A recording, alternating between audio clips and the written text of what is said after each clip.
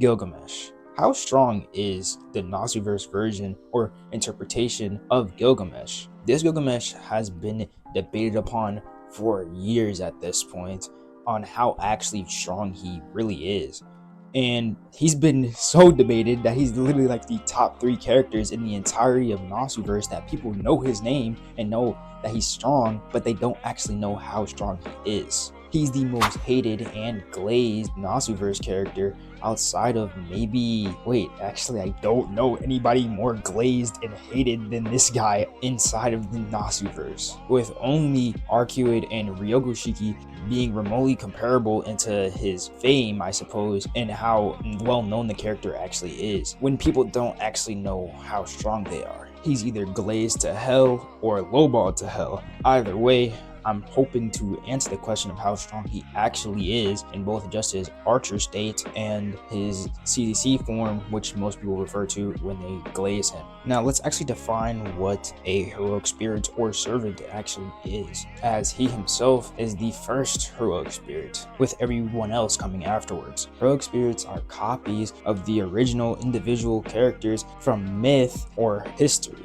Now, the Throne of Heroes itself records these heroes from myths and legends and stores these copies of them or records of them. The Throne of Heroes exists outside of time and space, existing outside of the universe entirely and away from the karmic cycle, otherwise known as samsara. When entering the Throne of Heroes or being recorded into the Throne of Heroes, it's kind of defined as reaching a higher state that isn't Nirvana. Now, none of this actually impacts its scaling like at all, because this version of Gilgamesh, or the heroic spirit of Gilgamesh, the copy, gets weakened even further to be put in the container of a servant, or to be put as a servant in general. But that doesn't necessarily affect him in his state as a servant. So if it's easier, you can think of true heroic spirit Gilgamesh as comp Gilgamesh, where all iterations originate from that Gilgamesh. So he's the most powerful, and technically it's only servant versions, but still we don't know much about alive Gilgamesh in the first place. So with that taken care of, let's actually go over servant Gilgamesh. I'll go over Archer Gilgamesh first. Now, Archer Gilgamesh's main weapon of choice or ability of choice is the Gate of Babylon, of course. The Gate of Babylon is a dimensional storage that contains every treasure ever owned throughout history, including those from the past, present, and future, and encompasses the prototypes and originals of nearly all noble phantasms. For those unfamiliar with noble phantasm, they are armaments or abilities possessed by heroic spirits embodying the ultimate mystery and legend associated with these heroes. Noble phantasm can take on the physical form of weapons like spears, bows, swords, as well as support items such as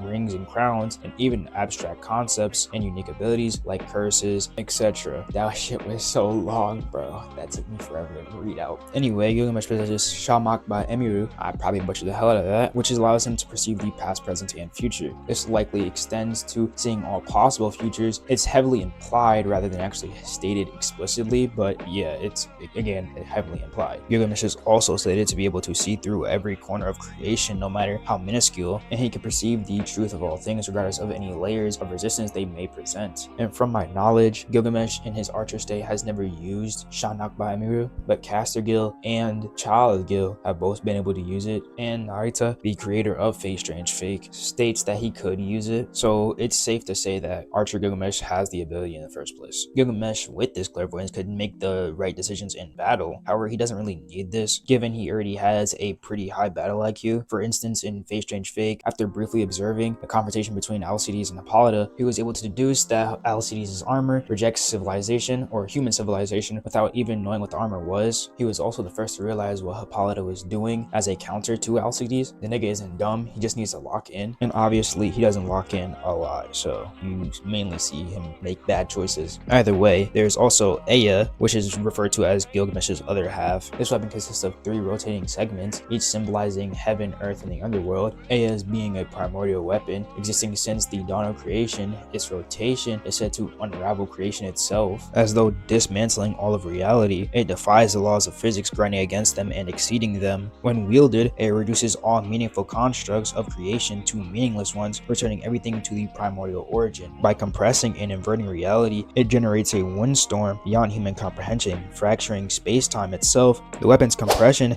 has even been described as compressing an entire universe. Now, since I've already gone over the hacks of Gilgamesh, so I guess I'll go over his speed. So from my understanding, there's two interpretations of his speed. One, you just say that he can affect Chaldea via the Gate of Babylon, or him just standing in Chaldea, as Chaldea is temporally isolated or isolated temporally. The second interpretation is a lot more complicated in the essence that you'd have to argue Gilgamesh being relative to Excalibur's light and speed. You could argue that he's relative to Richard in speed. Richard is able to spam Excalibur, his significantly weaker Excalibur, but still Excalibur, and both Gilgamesh and Enkidu can react to this Excalibur. This is under the assumption that Richard's Excalibur holds the same properties that makes Artorias' Excalibur light speed in the first place. We can also go over Berserker in Face the Night, who fought a arguably stronger version of Saber, that being Saber Alter, and she spammed Excalibur a lot. And of course, Berserker was able to react to said Excaliburs. Now, you're probably asking, why is being light speed in the Nasuverse so important? That's because it's literally infinite speed, possibly being even higher than that. Now, with all of that out the way, let's actually go over where he scales on the BHBW tuning system. Now, in Fate Strange Fake Volume 1, Gilgamesh and Enkidu end up having a fight. This fight, Gilgamesh and Enkidu were going through multiple cycles of creation and destruction. With their clashes, the earth itself was going through said cycles, and it's repeatedly stated that Gilgamesh himself was going to destroy the earth, or that he was capable of doing so, capable of destroying the earth, that is. The Nasuverse Earth itself operates on a unique framework involving multiple textures, which are essentially layers of reality. The first texture is the one where humanity exists, governed by the laws of physics. Now, if you didn't know, our earth is not like this. The earth in real life is nothing like this. It does not have layers or textures of reality. There is no real life planet that has the same framework as a Nasuverse Earth. This would mean that the Nasuverse Earth at bare minimum is like universe, as it holds multiple space-times or space-time continuums, so that would make it at least low multiversal, and this is an extreme low ball. Now, back to actually explaining what the textures are. These textures encompass distinct realities and parallel worlds. This system of the textures is fundamental, as it allows the myths that would lead to contradictions, if they all exist on the same plane, to coexist as different realities. Each myth unfolding within its own texture, maintaining coherence across all different myths. With the first texture of Earth, or the human texture of Earth, contains a universe that branches out into endless possibilities, manifesting as parallel worlds. These parallel worlds further diverge into infinite variations or possibilities that endlessly branch out, and this is human history. This concept follows the many worlds interpretation of quantum mechanics very heavily, so if you do not want to hear me yap about quantum mechanics for I don't know how long, a timestamp will be on screen right now. Now, according to the many worlds interpretation, every quantum event with multiple possible outcomes results in all outcomes occurring simultaneously, each in its own separate parallel universe. These outcomes are non-interacting and form distinct branches of reality. The many worlds interpretation, as explained in the Nasuverse, follows closely to the real theoretical counterpart, with the Nasuverse Earth's scientists theorizing the existence of parallel worlds, alternate versions of Earth and its surroundings that expand infinitely like mirrored reflections. And in the Nasuverse, these parallel worlds are not merely theoretical constructs, they represent living embodiments of potential outcomes that exist in actuality, with it being stated that the you that you are aware of exists somewhere within this timeline. In a given analogy, each bubble symbolizes the fleeting nature of the quantum states collapsing into one reality before giving rise to another. The interconnected bubbles form an unbroken chain of transience, where these universes sustain itself through the constant creation and destruction of the universes. Even within a single instant, countless universes are born and disappear, like in the Planck time, the smallest measurable unit of time in physics. And in the Nasuverse, humans are not able to perceive or traverse the wall between parallel worlds or parallel universes. This wall is an invisible boundary between timelines that separates one possibility from another. Yet determinative foresight offers a way to navigate these possibilities without physically crossing them. By observing the narrowing outcomes, determinative foresight collapses the bubbles of possibilities into a chosen timeline, effectively shaping the future future within a constrained scope. This process mirrors the role of the observer in MWI, or the Manual's interpretation, who determines the specific branches of reality by interacting with the quantum probabilities. To push this further, it's stated that your actions, those of the you in this present moment on this particular timeline, can change the world in any number of ways. That proves such possibilities are alive and that your world exists on the proper axis. Every decision influences the trajectory of the proper axis, altering the possibilities that unfold. While countless possibilities exist, the proper axis ensures their convergence into a coherent reality. The living nature of the axis is evident in its responsiveness to human action. Now, there's something in quantum mechanics called a wave function. A wave function is a mathematical function that describes all possible states of a system. Before observation, these states exist in a superposition, meaning they all coexist as probability until a measurement collapses the wave function into a defined outcome. Since possibilities are defined as transient bubbles, this aligns with the idea that before an event occurs, every potential outcome exists as part of the universal wave function. This is why you can calculate probabilities but not definitively predict which path the universe will take until a specific choice is made. Each timeline is a unique wave function and transitions between them. They are not arbitrary but constrained by the probability amplitudes of the system. Some paths have higher likelihoods of occurring, which is why the proper axis emerges as the dominant trajectory. The act of observation or decision making in the universe corresponds to the wave function collapse, where infinite possibilities reduce to a single observed reality. This is why Zeppia can foresee possibilities but cannot know their outcome with absolute certainty because the wave function has yet to collapse. The very act of trying to confirm the possibility creates new branches of probability, making the future undetermined until a defining event forces the wave function collapse. Among the infinite possible states within the universal wave function, some states have higher probability amplitudes than others. These are the states most likely to manifest as reality when the wave function collapses. All possibilities exist in quantum superposition. The proper axis corresponds to the wave function with the highest probability density, meaning it is most likely to occur. This does not mean that it's determinism. Now let's go over a Hilbert space. So a Hilbert space is a infinite dimensional vector space used in quantum mechanics to represent the states of a system. It allows for the superposition of states in inner products that define probabilities and Unitarian evolution that preserves information over time. Now, in the context of the Gnostiverse, these human history possibilities exist as vectors in an abstract space. With each possible future of the world is a vector within this space. The inner product between these vectors determine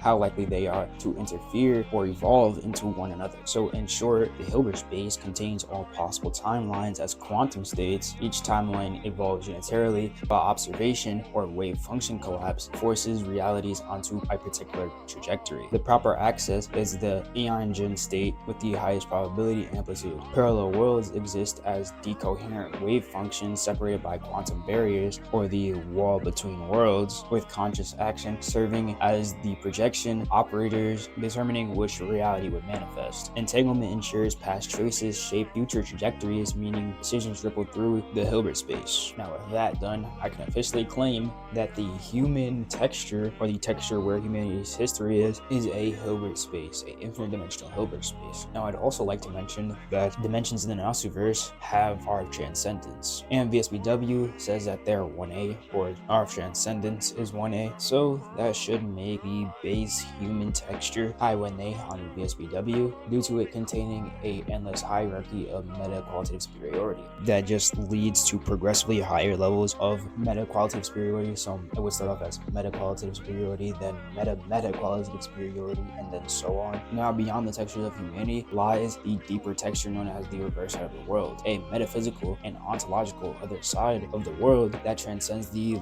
laws of physics governing the human texture. The reverse side of the world serves as a sanctuary for the gods and phantasmal beings who withdrew from from the world following the end of the age of the god. Within the reverse side of the world lies void space. Void space is a point where all logical possibilities coexist, encompassing every potential state, probability, and existence. It is a logical space where the very structure of existence is expressed through higher dimensional coordinates, with each coordinate being its own logical possibility, just like a logical space where each point dictates its own logical possibility. Void space contains all logically possible configurations of reality. I know someone's going to say something, so I'll get this out the way at the beginning. Void spaces compares to primordial chaos, and primordial chaos is supposed to have contained all and be the origin of all dualistic concepts. So essentially what I'm saying is that void space functions as a logical space, and this can be understood through the framework of possible worlds, which is modal logic. Modal logic introduces operators like possibility and necessity, which are used to describe truths across various potential scenarios. In this context, possible worlds represent all the ways the world could potentially be. However, possible world is not necessarily a physical world, rather it is a hypothetical or conceptual state of affairs. The Turing system, however, relies on modal realism, which asserts that these possible worlds described in modal logic are not merely abstract concepts, but are in fact real and concrete. A logical space encompasses the entire set of these possible worlds, where each point within this space corresponds to a distinct possible world. This would mean that it scales to high 1A plus, it is relatively equal to modal realism, if not greater,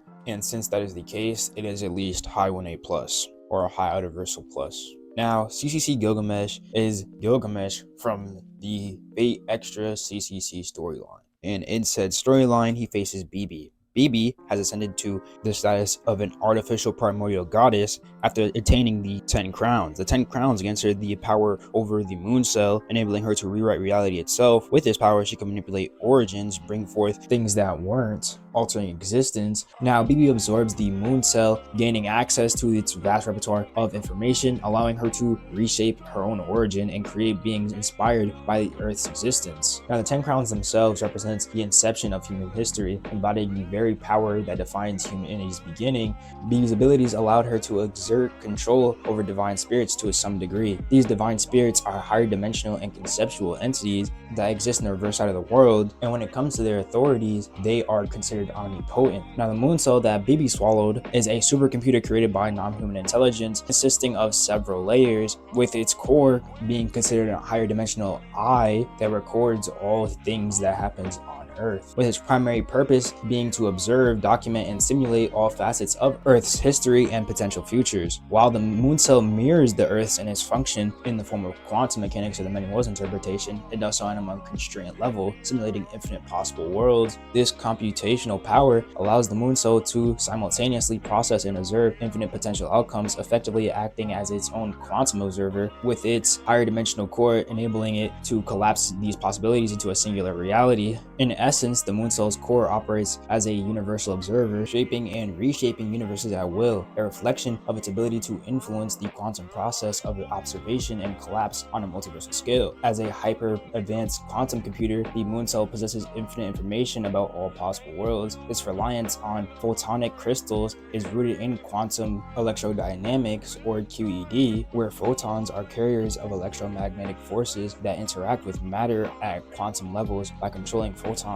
and because of this, the moon cell has almost unparalleled reality-altering capabilities. Through quantum entanglement, the moon cell connects itself to every aspect of reality, just as entangled particles affect one another. Regardless of distance, the moon cell uses this mechanism to observe and influence all possible worlds. You could theorize that the concept of a Hilbert space is in this model, as each destiny or possible world observed by the moon cell could represent a basis vector within an infinite dimensional Hilbert space. But again, that's hypothetical and a rather convoluted interpretation. But if you understand why that could be the case, the moon cell possesses the ability to hold all possible futures, simultaneously mirrors the superposition of quantum states within a Hilbert space. When it selects a future or reshapes reality, it reflects the collapse of a wave function into a specific eigenstate. By applying operators to this space, the moon cell modifies or observes the properties of the universe it governs. If we consider this framework, the moon cell could either represent an infinite dimensional structure containing 8 higher dimensions beyond those of the presupposed Hilbert space, or it might simply be an 8-dimensional structure as stated, which is a less convoluted answer, and I will take that answer as fact just because it's less convoluted than the Hilbert space interpretation. Regardless of its dimensional framework, Gilgamesh fights Bibi, who had ascended to an artificial goddess. With the 10 crowns, Gilgamesh was not only able to obtain the 10 crowns for himself, but he was also able to become a self-proclaimed god slayer.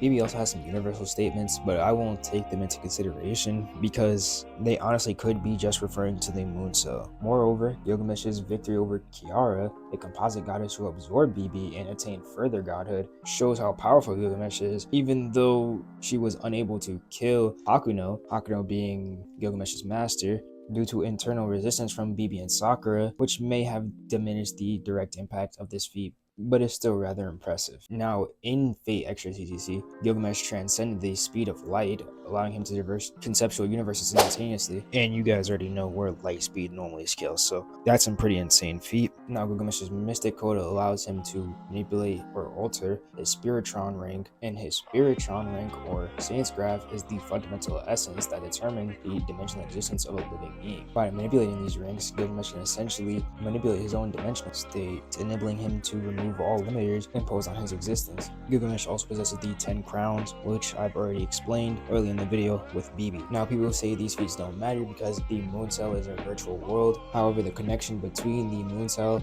and reality are pretty much the same, as the moon cell's mechanisms and outcomes directly influence the real world. So the moon cell's virtual world and reality are indistinguishable from each other. With all this said, CCC Gilgamesh is just a stronger version of Archer Gilgamesh with more hacks. So I hope that answered the question of the video. I have to do a lot of editing, so yeah, I hope you guys enjoyed, and peace out.